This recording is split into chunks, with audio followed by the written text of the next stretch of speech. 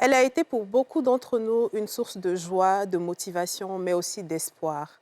Partie trop tôt, aujourd'hui nous faisons un hommage spécial à Nadia Sabé, cette âme pure. À tout de suite.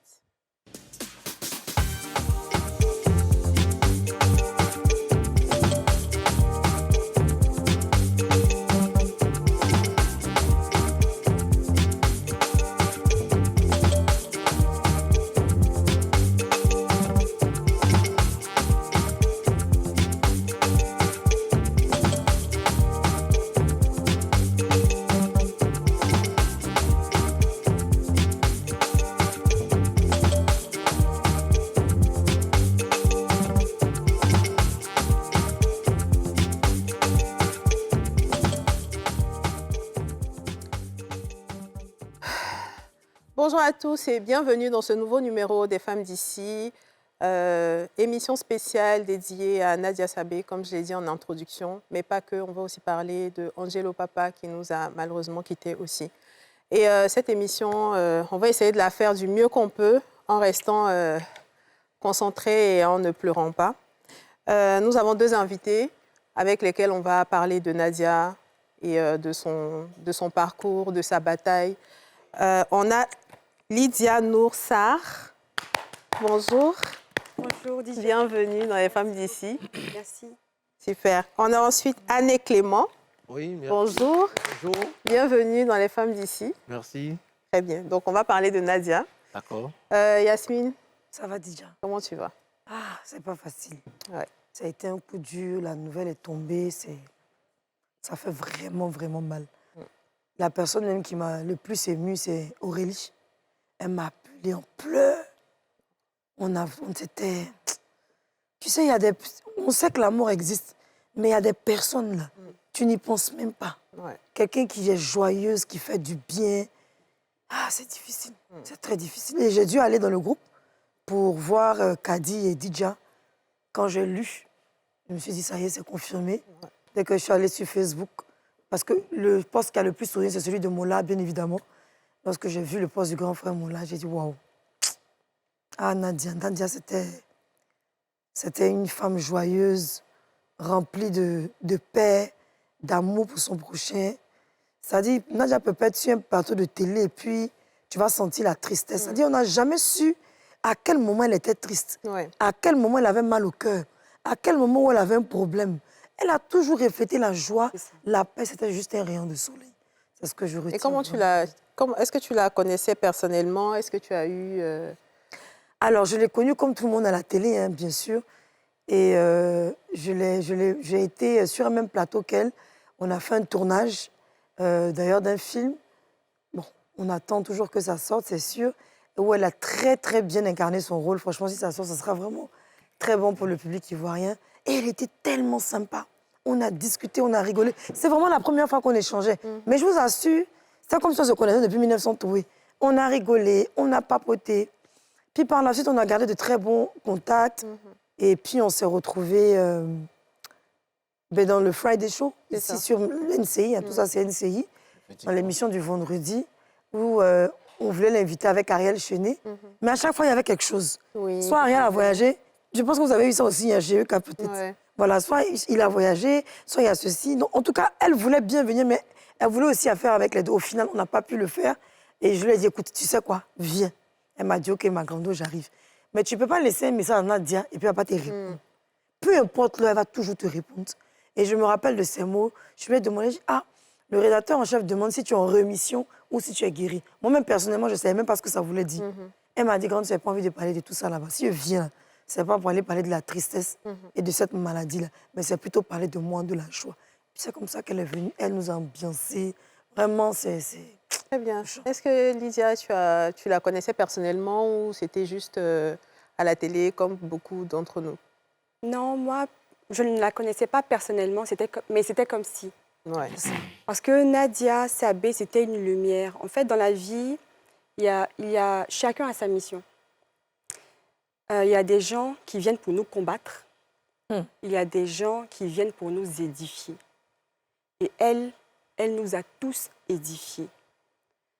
On n'a jamais su à un moment quelconque qu'elle était, bon, après son annonce, voilà, qu'elle était mal, parce qu'elle mettait toujours la joie, l'amour, l'humour au devant de la scène. Donc, c'était comme si c'est une amie, une grande sœur, voilà, qu'on suit sur les réseaux sociaux. On partageait avec elle ses fous rires, ses joies. Et vraiment, je pense que c'est une grande leçon. Parce que nous avons la chance d'être bien portants, mais nous nous plaignons beaucoup. Oui. C'est vrai. Nous nous plaignons beaucoup. Si je devais dire quelque chose en plus, c'est Nadia, c'est la personnification de l'expression qui dit « Vive chaque jour comme si c'était le dernier ». Elle a vécu intensément. Elle vivait le présent intensément. Elle ne pensait pas à la tristesse. Et c'est la leçon qu'on doit retenir. Très bien. Anné? Bon, franchement, moi, bon, particulièrement, je dirais que je ne la connais pas physiquement. Je ne la connais pas physiquement, sincèrement. Mais à travers les réseaux, à travers les plateformes, tout et tout, vraiment, elle incarnait quelqu'un qui, vraiment, qui a lutté et qui luttait. Qui luttait et franchement, elle était celle-là aussi qui était derrière son homme. C'est ça. Qui était derrière son homme, qui l'assistait, qui était son épaule, qui vraiment, elle était le rempart. Oui. Je dirais qu'elle était le rempart. Et Ariel Chéné, il le dit si bien. Voilà, il dit si bien. Elle était le rempart. Donc, le Seigneur l'a rappelé. Elle a lutté, elle a fait ce qu'elle pouvait faire sur la tête des hommes. Nous ne sommes que des pèlerins. Hein. Oui. Nous ne sommes que des pèlerins. Donc, nous, on ne peut pas dire autrement. C'est le Seigneur a donné, c'est lui qui a repris. Absolument. Voilà. Sinon, c'est une lumière fut et une lumière est partie. Mais je pense que Chéné aussi doit savoir que c'est le Seigneur qui a bien voulu lui donner une cote.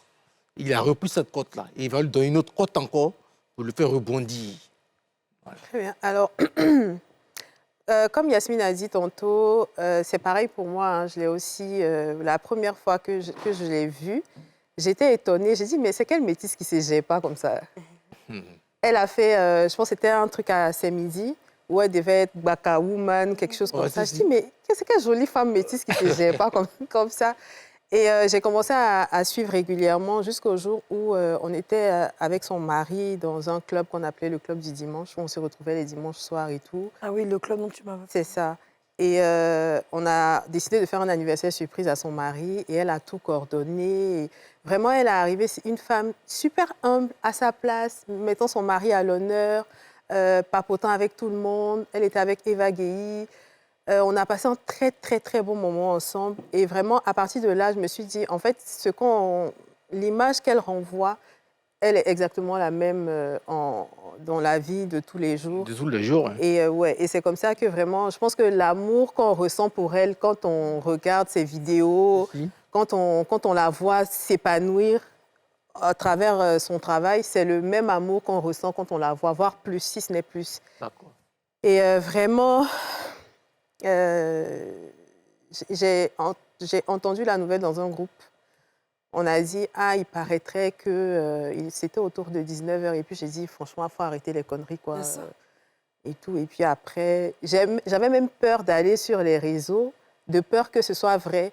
Et puis dès que tu te connectes, tu vois et c'est insoutenable. Je dis, pour nous-mêmes qui ne partageons pas son quotidien, on a hyper mal, on est hyper frustrés. De voir qu'elle s'est autant battue, qu'elle s'est relevée, elle s'est mariée, elle était en train vraiment de profiter de sa vie et puis du jour au lendemain, elle est rappelée à Dieu. C'est vraiment très, très, très difficile. Et c'est pareil, hein, quand on a un malade, ce n'est pas que le malade qui souffre, c'est toutes les personnes autour. C'est le mari, c'est les parents, c'est les enfants, c'est les frères et sœurs, c'est tout le monde qui souffre. Et je peux imaginer que dans ce combat-là, toute sa famille a souffert avec elle. Et puis, je pense que tout le monde a été heureux à un moment en se disant, bon, par la grâce de Dieu, elle s'est relevée, ça va aller. Et puis, bon, voilà. Elle nous avait donné une information quand elle était venue à l'émission. Je pense que c'est Vanessa qui lui avait posé la question. Et puis, elle a dit oui. effectivement, les docteurs ont annoncé à sa maman qu'il ne lui restait plus que 2 mois à vivre. Mais ils n'ont pas voulu lui dire à elle et son époux. Mais elle allait beyond, elle allait au-delà. C'est-à-dire, ils n'ont pas, comme elle a donné sa vie au Seigneur, très grande croyante. Il faut dire aussi qu'Ariel Cheney, ses parents sont pasteurs. Hein. Donc, elle avait cette foi. Le but même, c'est même pas le fait d'être pasteur. C'est la grande foi qu'elle avait, cette résistance qu'elle avait de combattre cette maladie. Et elle est restée vraiment très longtemps. Ouais. Mais on n'a pas dit plus, hein. C'est pas étalé, mais en gros, les docteurs avaient dit ça. Ouais. Donc, elle avait déjà peut-être... Alors, il y a beaucoup de spéculations, mais on ne va pas se permettre de le faire. Mais on peut en parler comme c'est un plateau. Peut-être qu'elle le savait et que son époux le savait, qu'il préparait déjà. Parce que la sortie de son long métrage, court métrage qu'elle a fait par rapport à tout le processus qu'elle avait de maladie. On va voir quelques extraits parce que Nadia est passée sur beaucoup d'émissions ici à NCI, donc on va regarder certains extraits. 2-3 mois plus tard, quand j'ai commencé à sentir quelques douleurs, ça a commencé à vraiment m'alarmer. Ok, très bien. Et quand le diagnostic tombe, la bombe, c'est un cancer. À qui est-ce qu'on annonce la nouvelle, à toi ou à Ariel? À Ariel, on lui fait parvenir les résultats, notre médecin de famille qui lui donne les résultats. Il ne me dit pas tout de suite. Pourtant, je sais qu'il a vu le médecin et tout, donc j'essaie de lui poser des questions. T'as vu le médecin? Qu'est-ce qu'il dit? Il m'a dit non. Il ne m'a rien dit de bon. Je pense que c'est rien. On va se voir après. Sinon, les résultats ne sont pas encore sortis. C'est ce qu'il m'a dit. Ok. Et après, je pars dans la voiture. J'ouvre la voiture, je vois les résultats. Wow. Et ils ne mettent pas cancer comme ça, donc ils ont un nom voilà, pour embellir la chose. C'est ça. Quand j'ai tapé sur Google et j'ai vu ce que c'était en fait. Wow. Il n'a pas eu le courage vraiment de me le dire. Je me dis peut-être qu'il n'avait pas les mots. C'est ça. Par exemple, moi, si tu me trouves dans mon lieu de tournage, que je suis habillée en petite tenue et tout, et que j'ai pris peut-être ma pause, tu vas me voir, tu vas pas me reconnaître, tu vas dire, mais c'est une petite fille métisse, bon, c'est la drague, c'est pas trop compliqué. Non, tu ne faut pas regarder à l'apparence, en fait. Donc, pour moi, l'apparence aussi est parfois trompeuse. Mais je peux dire, sur 100, il y a 70% des hommes qui ne savent plus draguer et le reste qui savent draguer, oui. L'échantillon de avant de venir sur toi, l'échantillon de ton étude, là, tu as fait ça où? Tes oies me la passent. Ah, d'accord. Ma camarade, la dernière fois, là, tu sais que quand on était en train de ramasser les trucs, là, j'ai rencontré quelqu'un. Oui, j'ai rencontré. Non, avant que tu rencontres la personne, là, moi, j'ai rencontré quelqu'un. Dis-moi, je froid jusqu'alors. Raconte. Où on était assises, là. Même pas même. Où on était en train de fouiller dans la poubelle, là. Il y avait un bar à côté. Oui. Il a dit, il restait un peu. J'allais avoir mon mari comme ça. Oh, ma soeur. Parce qu'il m'a regardé. Oh, il te regarda. Je l'ai regardé. Tu le regardas. J'avançais dans la fraîcheur. Tu avançais. Lui aussi, il avançait. Il restait un peu, il allait me réchauffer. Mais quand il s'est passé ça? J'ai dit, son gars du corps m'a fauché. Oh, Yako, tu es tombé vers où? Il a dit mon dos. Mon dos. Je te masse. Fais doucement, fais doucement. Mon dos. C'était qui? C'était qui? Léo Messi. Quel Léo Messi? Le joueur guerrier, là, Léo Messi, là. Alors, Nadia, félicitations. Tu t'es mariée la semaine dernière. Alors, qu'est-ce qui a changé dans ta vie depuis que tu es mariée? Rien du tout. Alors là, rien du tout. Je suis toujours aussi immature et même pire, même qu'avant. Oh, merveilleux. Elle est tellement naturelle. Ouais, vraiment. Et est-ce que vous avez dans votre entourage, dans votre famille, des gens qui se sont battus face à la maladie, le poids que ça représente même pour le malade? Alors, face au cancer, non. Face au diabète, oui. Alors, on est toujours anxieux. La famille est aux petits soins. Qu'est-ce qu'il mange? Surtout quand c'est un vieillard. Ouais. Qu'est-ce que la personne mange? Est-ce que la personne suit vraiment ses médicaments? Est-ce que la personne prend vraiment ses médicaments? Parce que les vieillards, ils n'aiment pas forcément... Voilà, ils n'aiment pas forcément prendre les médicaments, ils vont être à l'indigénat et tout, alors que ça ne va pas forcément, ça va souvent à l'encontre de ce que le docteur prescrit. Donc vraiment, c'est un stress quotidien. Mais je pense que dans ces périodes-là, ces personnes ont vraiment besoin d'amour. Ils ont besoin d'être accompagnés. Ils ont besoin d'être épaulés. comme c'était le cas de Nadia avec son époux. Il a été là, il n'a pas lâché. On voit tout le temps des femmes qui se battent seules, qui sont délaissées par leur famille, leur conjoint. Mais elle était vraiment couverte d'amour. Elle en a reçu tant elle en a donné également. Donc vraiment, c'est de couvrir ces personnes-là d'amour, de beaucoup d'affection, parce qu'on ne sait pas demain. On aime beaucoup se projeter. Mais qui dit qu'à 19h, nous serons encore vivants? Grande question. Donc c'est ça. Bon, moi, je voulais rejoindre un peu Lydia. Voilà. Tout simplement pour dire que ce sont des cas que nous voyons tous au quotidien. Nous les voyons au quotidien. On n'a pas besoin forcément qu'on ait quelqu'un de familier pour qu'on sache que le combat il est difficile, il est énorme. Nous devons comprendre tout simplement que nous devons les aider. Nous devons leur apporter notre soutien, notre amour, les couvrir d'affection. Merci pour le mot. Être positif, être toujours positif. Toujours positif, voilà. Ne pas parler de mort tout le temps. Très bien, voilà, effectivement. Voilà. Il faut leur rehausser le moral. Tout le monde, toi, aujourd'hui, là même. Voilà. Il faut leur rehausser le moral, et puis bon, c'est un peu ça. Très bien. On va marquer la première pub, on se retrouve juste après.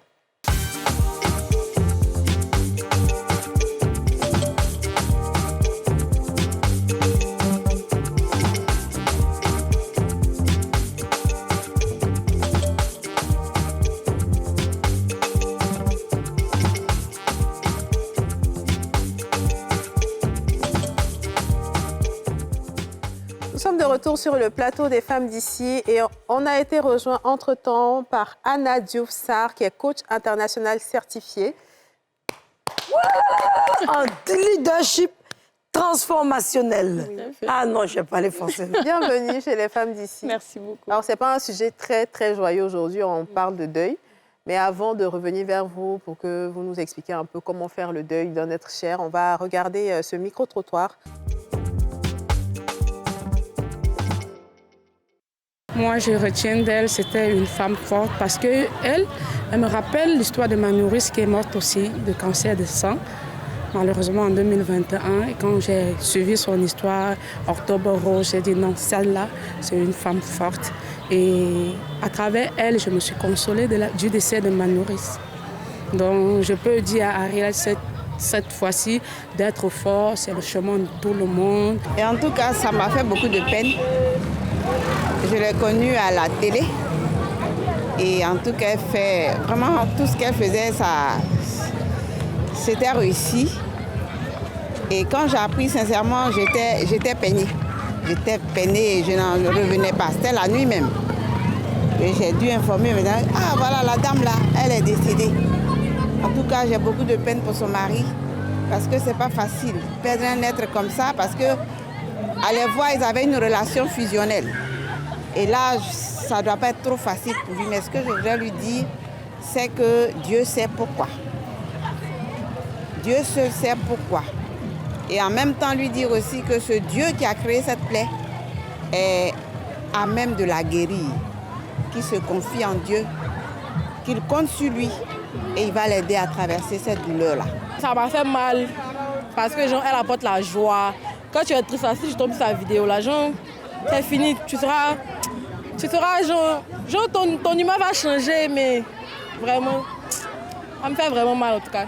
Je retiens d'elle une femme joyeuse, courageuse, battante. Et ce que je peux dire à Ariel Chéné, c'est qu'il ne faut pas y avoir se décourager. Elle a vraiment aimé, elle a soutenu, elle a été là pour lui. Il ne faut pas se décourager, Dieu est avec lui. Vraiment, ça m'a fait mal, j'ai pleuré toute la nuit. Voilà, parce que c'est... On peut dire que c'est mon idole, quoi. Voilà. Elle et son mari, Ariel Chéné. Je retiens que c'est une femme brave et forte. Voilà. Et pour Ariel Chéné, je demande à Dieu de le soutenir. Nous portons nos prières vers lui. Et que Dieu lui-même lui donne la force de pouvoir traverser ces moments difficiles-là, parce que c'est pas facile. On remarque que tout le monde a retenu de Nadia sa bonne humeur, sa joie et le fait qu'elle ait donné finalement espoir à d'autres femmes qui traversaient ou qui traversent la même situation qu'elle a traversée. Alors, Anna, comment on arrive à faire le deuil d'un être cher? Alors, il faut savoir que, parce que je suis spécialisée en conduite du changement. D'accord. Et la perte d'un être cher amène une rupture. La première réaction, c'est le rejet, le déni. On n'y croit pas, c'est pas vrai. Et ensuite, il y a plusieurs étapes que la personne devrait emprunter. C'est l'étape de l'acceptation. C'est qu'on se rend compte qu'on ne peut pas faire autrement, c'est déjà fait, et que la personne ne reviendra pas. Ensuite, il y a une autre étape où on assume, c'est pas qu'on assume, mais on lève un peu la tête parce que la vie doit continuer. Et ça ne suffit pas.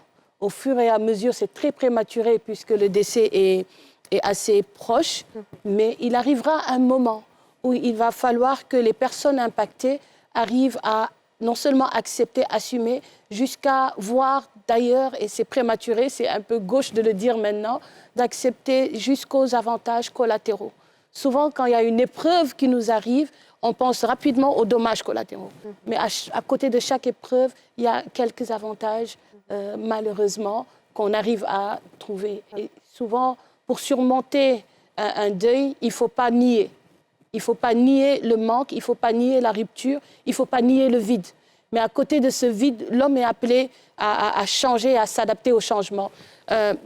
Darwin, d'ailleurs, le dit, c'est un scientifique connu, il dit « ce n'est pas l'être le plus intelligent ou le plus fort qui va survivre, c'est celui qui est plus capable de s'adapter au changement. » Parce que le changement opère tout le temps dans notre vie. La perte d'un être cher, une épreuve, un vol, n'importe quoi arrive, mais l'homme a été formaté pour s'adapter au changement. Depuis enfant, on a appris à manger, à nous asseoir, et arrive à un moment, on le fait de façon tellement naturelle qu'on oublie qu'on l'a appris. Il va falloir réapprendre à vivre sans cette dame, ou qu'elle se fera partie pour les personnes qui lui sont chères, y compris son mari, n'est-ce pas, son époux Ariel. Il va falloir réapprendre à vivre sans et garder cela comme une cicatrice qui va un peu raconter son épopée et son histoire. Alors, tu as parlé d'avantages collatéraux. Ça m'interpelle et je voudrais que tu nous dises un peu c'est quoi l'avantage dans un deuil. Parce que quand on perd quelqu'un, on ne pense pas tout de suite à ce que ça peut nous apporter comme avantage. Tout à fait. Alors, il faut savoir qu'une épreuve qui nous arrive, lorsqu'on n'est pas mort à cause de cette épreuve, c'est que cette épreuve est destinée à nous construire, à nous affiner. À affiner ne serait-ce que la sensibilité, la maturité, la sagesse. Ce n'est pas souvent destiné à nous détruire. Hein, parce que, on le dit, c'est comme si on nous donne que des épreuves que nous pouvons supporter. Oui. Mais sur le tas, on pense que ce n'est pas possible de supporter. Mais il y a la force en nous qui nous aide à pouvoir supporter cette épreuve. Que ce soit un divorce, que ce soit... On a la possibilité. Donc ça, lorsque c'est comme un noyau que l'on presse le jus à l'intérieur, l'avantage collatéral apparaît lorsque l'épreuve a été... Lorsqu'on subit une épreuve, c'est comme si on a subi une initiation. Donc on est initié à cela. Aujourd'hui, quelqu'un qui voit, par exemple, la famille qui perd un être cher, mais il y a une autre famille à côté qui a déjà perdu un être cher. Ce n'est pas qu'ils n'ont pas de compassion, mais ils sont déjà initiés à ce genre de choses. Donc ça nous rend plus forts, ça nous rend peut-être plus ouverts aux choses de l'au-delà. Qu'est-ce qui se passe après la mort? Ça nous rend résilients et aussi d'apprécier les moments présents ou les moments que nous passons avec ceux qui nous sont proches. De les apprécier parce que, voilà, le jour qui est passé ne revient pas. Alors, ce que vous venez de nous expliquer, ça s'applique et au mari qui perd son épouse et aussi à la mère de son époux. Parce que dans ce cas, nous parlons de deux personnages publics qui sont très connus, qui sont vraiment... Et je me dis, je vous pose la question, que quand on perd quelqu'un, qu'on est une personne lambda, c'est vraiment la famille, les gens autour, on partage la fiche, famille tant, famille tant. Mais quand c'est vraiment une personne connue, il y a tout ce qui est sur les réseaux sociaux. Chacun va mettre la photo, chacun va mettre un extrait d'une vidéo qui a déjà passé. Ça devient tellement truc qu'on se dit, mais les parents n'ont même pas eu le temps d'en parler. Déjà, une personne est devenue, mais Yako a pris une vidéo pour permettre qu'ils ont déposé. Absolument. Qu'est-ce que vous pensez, est-ce que c'est normal déjà, cet aspect-là déjà? Bon, qu'est-ce que vous pouvez dire? Est-ce que c'est bien? C'est une façon de se remémorer? Moi, je ne sais pas. En fait, je dirais que c'est normal. Parce que le contrat, il a été signé avec le public. Voilà. Donc, on n'y peut rien. C'est normal, ils se sont appropriés cette vie, ils se sont appropriés cette figure. Maintenant, ce que la famille va vivre en privé, en intérieur, ce sera très intime, très profond. Vous parlez d'une maman, comme on dit chez nous, c'est une citation qui le dit, Dom Boutitle, ça veut dire qu'un enfant, c'est un intestin. C'est comme si on te prenait une partie de toi. Et c'est très difficile, au pire ennemi, on ne peut pas souhaiter de perdre un enfant. Ça, c'est clair. Très, très difficile. Donc aujourd'hui, depuis le début, c'est un contrat qu'elle a avec le public, que sa famille a avec le public. Ils vont s'identifier, s'associer à cela. Ça va faire du bruit. Il y a un côté difficile parce qu'on n'a pas cette intimité de vivre notre deuil en intimité, mais il y a aussi un côté, je dirais, compatissant qui rend la personne toujours vivante en mémoire. J'ai entendu tout à l'heure dans les micro-trottoirs, c'est quelqu'un que je vois en elle une femme résiliente, une femme courageuse, battante, c'est qu'elle a laissé un héritage. Ah oui, ça, et cet héritage partagé au public, c'est ça la valeur d'une vie. Qu'est-ce qu'on va laisser lorsqu'on va partir? Si c'était quelqu'un qui était mort et qu'on n'ait pas entendu de belles choses, là, ça choque. Et les gens peuvent dire, bon, ça ne change pas ma vie qu'elle soit partie. Mais ça change la vie de beaucoup de gens que cette dame soit partie, qu'elle repose en paix. Les panels où on met photo de la dame derrière, et puis chacun, ouais, montez, il faut donner ton avis. Ouais, toi, monte, donne ton avis. Avis sur quoi? L'homme est décidé à vie dedans aussi ou bien? Ah, c'est compliqué. Mais ça, c'est juste des gens qui essaient de gratter un peu de visibilité sur... Jetons sur la mort de quelqu'un? Oui, c'est... 10 euros, 20 euros. Ça fait partie des dommages collatéraux de la célébrité, entre guillemets, parce que quand tu es public, tu n'appartiens plus qu'à ta famille, tu appartiens à tout le monde. Et tout le monde pense avoir le droit d'utiliser ton image pour tout et n'importe quoi. Mais je pense que les gens devraient respecter le deuil quand même. Aussi. On peut faire un panel sur tout. On peut avoir son opinion sur tout. Mais quand quelqu'un quitte ce monde, il faut avoir du respect pour sa mémoire, il faut avoir du respect pour sa famille, pour ses proches, et pour toutes les personnes qui l'aiment. Parce que vraiment, je t'avoue que depuis un moment, j'ai peur d'aller sur les réseaux. Parce que j'ai peur de tomber sur des choses comme ça. À chaque fois que je vois, je me dis, mais... Est-ce qu'on a besoin de faire ça pour dire qu'on l'a aimée, qu'on a aimé ce qu'elle était, ce qu'elle a représenté, qu'on a partagé ses combats et tout? Non, on n'a pas besoin. On n'a pas besoin de mettre sa photo, de s'asseoir et dire oui, viens dire qu'est-ce que tu pensais d'elle. Enfin, je veux dire, je ne sais pas trop à quoi ça arrive. Je ne sais pas si c'est une recherche d'argent, mais je pense plutôt que c'est une recherche de visibilité parce que c'est ce qui fait l'actualité aujourd'hui, malheureusement. Donc moi, j'ai aussi envie de vous poser la même question. Qu'est-ce que vous retenez du passage de Nadia Sabé Alors, moi, personnellement, ce que je retiens du passage de Nadia Sabé sur cette terre, c'est la résilience. La résilience, outrepasser ses mots à travers la joie, à travers l'amour. Elle était très résiliente. Elle a vécu, comme je l'ai dit précédemment, intensément. Jour après jour, elle ne s'est pas souciée de ce qui allait arriver demain, parce que demain, on ne sait pas. Nous tous qui sommes ici, nous sommes des cadavres ambulants, en fait. C'est vrai, nous sommes des cadavres ambulants. On ne sait pas s'il y a 20 heures. Je ne suis pas cadavre ambulant, au nom de Jésus. C'est vrai, on ne sait pas s'il y a 20 heures, nous, on sera toujours là. Donc, c'est de vivre le moment présent. En tout cas, moi, ce que je retiens, c'est de ne plus me plaindre. De vivre le moment présent intensément parce qu'on ne sait pas demain. Et la deuxième chose que j'ai vraiment appréciée, c'est qu'elle est partie de la plus belle des manières parce qu'elle a appris à connaître encore plus le Seigneur. C'est vrai. Elle ne lésinait pas sur les prêches. À chaque fois qu'elle faisait une sortie, elle remerciait Dieu pour sa vie, pour l'amour qu'elle reçoit. Et je pense que c'est un rappel pour nous tous. Nous sommes de passage sur cette terre. Donc, mettons Dieu au devant de tout. Vraiment, c'est une belle leçon pour moi et je prie pour le repos de son âme. Anne? Bon, moi, sincèrement, je rejoins le coach. Je peux dire tout simplement que son existence n'a pas été inaperçue parce que nous tous, nous avons vu le micro-trottoir et nous voyons un peu les réponses que chacun donne sur Nadia Sabé.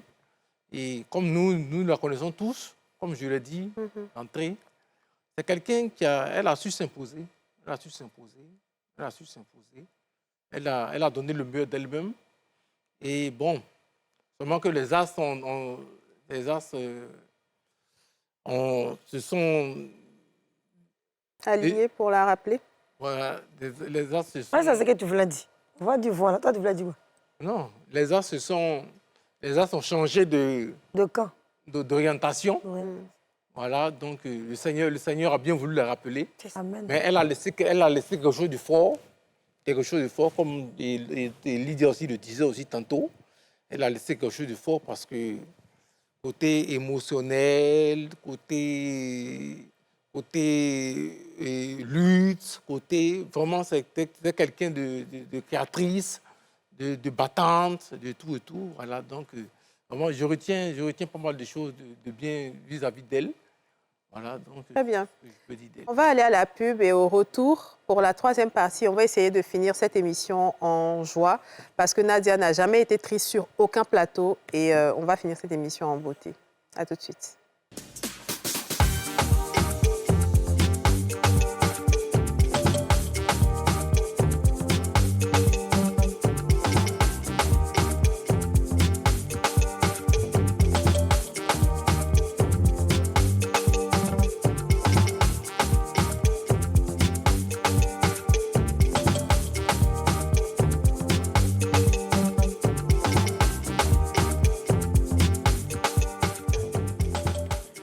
C'est la troisième partie et la dernière de cette émission. Je voudrais qu'on fasse une minute d'applaudissement pour Nadia Sabé, plutôt qu'une minute de silence, en hommage à la belle vie qu'elle a vécue, en hommage à son combat, en hommage à tout ce qu'elle a représenté pour nous. Allez.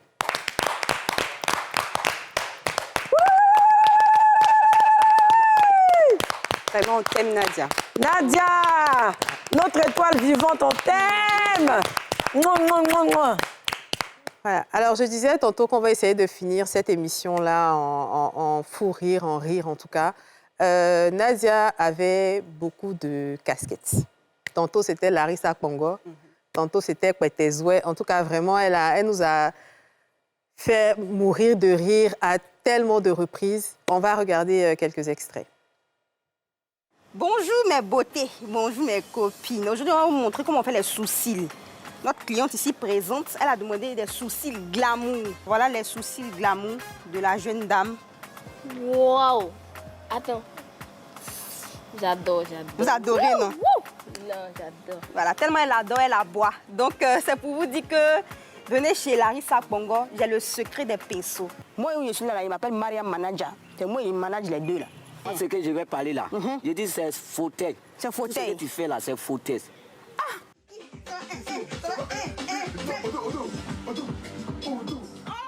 Désormais, en Côte d'Ivoire, fini les fautes de conduite. Et pour cela, notre sergent-chef Zango s'en charge. Bonjour, monsieur. Bonjour, chef. Mais c'est quoi le deux, ça? Quand que vous avez lâché dans la voiture pendant que les vitres étaient fermées? Oh, chef. Vous faites combien de kilos, s'il vous plaît? Je fais 800 kilos. 800 kilos? Et puis vous osez passer sur une route où il y a beaucoup de dos d'âne. Madame, mais attendez là. Bonsoir, monsieur. Ouais, bonsoir.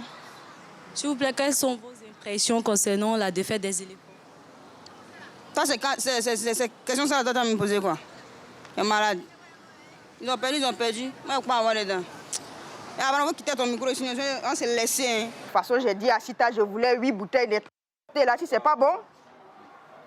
Et puis les bourreaux, là, je ne me pas tromper, hein? Est-ce que vous captez le réseau? Oui, ça va parfaitement ici. Hein. Ah ouais? Hein? Apparemment, tu as un souci. Hein. Non, ça va, non. On s'en va, hein? Elle n'est pas venue. C'est pas ton problème, hein?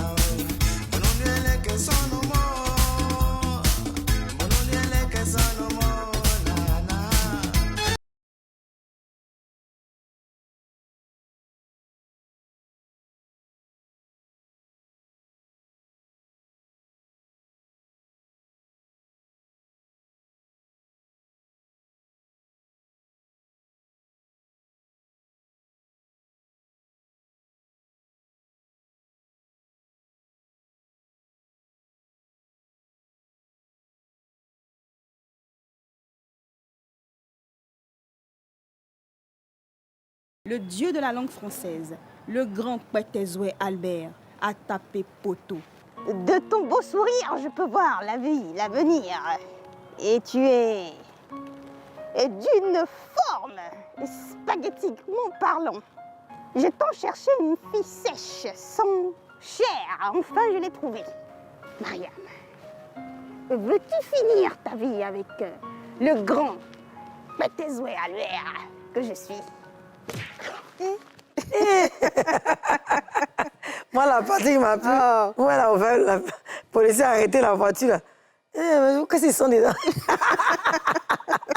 Elle a trop C'était ça, Nadia. La joie person. transcende la tristesse. En fait. Ouais. À chaque fois que je regarde sur les réseaux sociaux, quand je vois ces vidéos, je ris. Après, je me rappelle, je dis, ah. Mais c'est ça, c'est l'impact positif, la joie. Vraiment, repose en paix, Nadia. Je voudrais qu'on fasse un arrêt sur son combat, qui était le cancer du sein. Ouais. Je pense qu'elle est sortie au bon moment pour vraiment sensibiliser, parler de son cas. C'est pas évident. Vous savez, quand on est personnage public, c'est pas évident de sortir pour parler de choses aussi privées. Parce que quand elle s'est absentée, elle n'a pas donné de raison. Elle n'a dit à personne pourquoi. Elle a seulement dit après. Et pour moi, c'est un grand acte de générosité parce qu'elle n'était pas obligée. Elle aurait pu vivre sa maladie, sa guérison, tout ça dans le secret. Et puis, on allait juste apprendre un matin qu'elle nous a quittés. Et pour moi, le fait de partager, de sensibiliser, elle a pris vraiment ce combat-là à cœur. Et vous avez vu ça un peu partout aussi sur les réseaux et tout ça. Comment vous avez vécu ça? Alors, c'était une surprise parce que moi, je ne savais pas. Enfin, je ne pouvais pas imaginer qu'elle vivait cette maladie-là. On se disait, bon, souvent, les personnages publics ils prennent un peu une pause, ils sont en retrait, peut-être ils travaillent sur un projet, un film et tout. Et apprendre cela sur les réseaux, tout de suite, c'est un coup de massue, c'est une gifle. Tu te dis, waouh. Tu te dis, mais enfin, elle était bien portante, comment, dans quel coup, mais pourquoi est-ce que... Voilà, et après, tu te dis, comme tu l'as dit déjà, c'est vraiment un acte de générosité. Parce qu'elle pouvait vivre ça en privé, avec sa famille, mais non. Elle a préféré partager. Elle a préféré donner beaucoup d'espoir. Parce que oui, moi, franchement, il y a des femmes que je connais qui vivent aussi cette maladie et qui, grâce à Nadia aujourd'hui, voilà, elles ont beaucoup d'espoir. Beaucoup d'espoir, oui. Voilà, elles se disent, mais si Nadia a pu survivre ou bien si Nadia a pu... Elle a surmonté. Voilà, si elle a pu... La chimio. Je n'arrive même pas à... Oui, voilà. mais oui, à l'époque, c'est ça, si elle a surmonté. Alors, je sais qu'elle a eu aussi un gros coup de gueule parce que Octobre Rose a été le moment propice pour certains hommes de dire oui, venez, on va sucer vos seins, venez, on va vous aider à faire le dépistage. On va faire quoi? Elle est sortie. Elle a fait une sortie pour vraiment dire que c'était pas quelque chose de... C'est pas un jeu. C'est une maladie qui est sérieuse. C'est un problème de santé publique et on ne doit pas tourner ça en dérision. Donc, on va regarder l'extrait et puis on revient juste après. Je vois tellement de choses sur les réseaux sociaux. Des hommes qui s'habillent en IA, ils sont perchés dans des personnages ridicules en rose et ils disent « Bon, moi, d'Octobre Rose ». Et puis, il y a ceux-là même. Eux, c'est les pires. Ceux qui profitent d'Octobre Rose pour dire « Envoyez les seins, mettez les seins au frais. Oh, on est là, on va vous sauver ». Comme si la douleur des femmes était un prétexte pour eux pour assouvir leurs fantasmes. Oui. Parce qu'en vrai, vous ne cherchez pas à sensibiliser, vous ne cherchez pas à soutenir, vous ne cherchez même pas à prévenir. Vous cherchez simplement à vous satisfaire. Et ce n'est pas de la sensibilisation, c'est un manque de respect, mais énorme, et c'est pitoyable. Le vrai problème ici, c'est le manque de connaissances. Parce que la Bible même le dit, mon peuple périt par manque de connaissances. Le manque de savoir, le manque de recherche, le manque d'éducation. C'est ça qui peut pousser certains à transformer un sujet aussi sérieux en un sujet de dérision ou de bêtise. Mais vous savez, la Bible dit aussi ça. Heureux l'homme qui a trouvé la sagesse et l'homme qui possède l'intelligence. Alors avant de parler, cherchez à comprendre. Avant de rire, essayez d'apprendre. Parce que la vraie virilité d'un homme ne se trouve pas dans la vulgarité. C'est dans la compassion, la sagesse et le respect. Si tu veux vraiment soutenir, parle à ta sœur, parle à ta mère, parle à ton ami. Dis-lui d'aller se faire dépister le plus tôt possible. Ou bien même tends la main à celle qui traverse cette épreuve. Parce que la sensibilisation, ce n'est pas une photo rose. C'est un acte de respect et d'humanité. Octobre Rose, ce n'est pas un déguisement, les gars. C'est un appel à la conscience. Octobre Rose, ce n'est pas une couleur de mode. c'est une couleur de combat. C'est une couleur de combat. Et un jour, tu réaliseras quand la vie te fera comprendre la vraie valeur de la santé. Prends soin de toi. Je pense qu'il est temps qu'on puisse casser le mythe autour de cette maladie-là. Parce que plus la peur s'installe, plus la maladie prend de l'ampleur. Donc, moi, mon rôle aujourd'hui, c'est de pouvoir dire à une jeune sœur, tu n'as pas à avoir peur, va te faire dépister le plus tôt possible. Quand j'étais malade, je n'ai pas particulièrement connu des personnes dans mon cas. Mais aujourd'hui, j'ai lancé une campagne de sensibilisation sur le digital qu'on appelle Solidarité Rose, qui vise à aider des femmes qui traversent la même chose que moi, voire même dans des états un peu plus critiques. J'essaie vraiment de les aider à tous les niveaux, que ce soit au niveau émotionnel, que ce soit au niveau physique, que ce soit au niveau financier.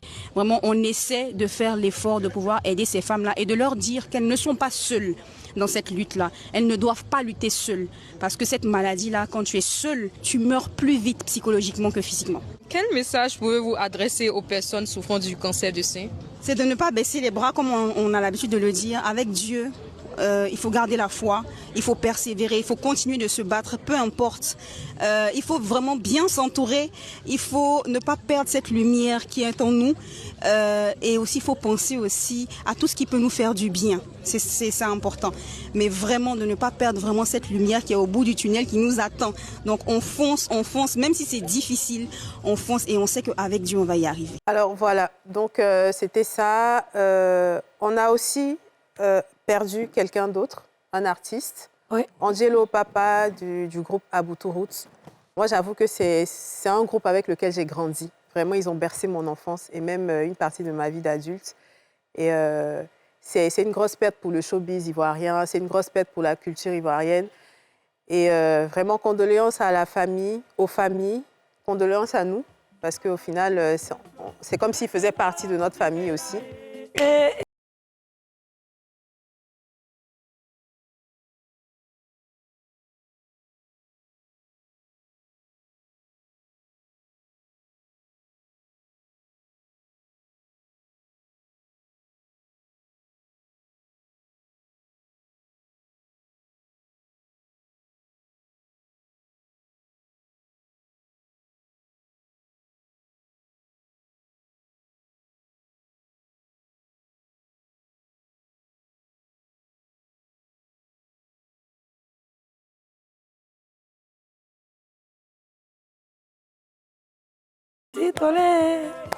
Tu vas te lever, Yasmine. Tu vas te lever. C'est la gola qui l'a fait bouger, Nadike Nambwe. Ah, Zike Nambwe. Ah, Zike Nambwe. C'est Achoula qui a mis le show, Zike Nambwe. Ah, la pointe en soie. Hey, Nadia, c'est parti. T'as pour ta bébé. Ah, Zakala, Zakala. Dis-moi. Zakala, Zakala. Eh, Zakala, Zakala. Dis-moi pas, Zakala, Zakala.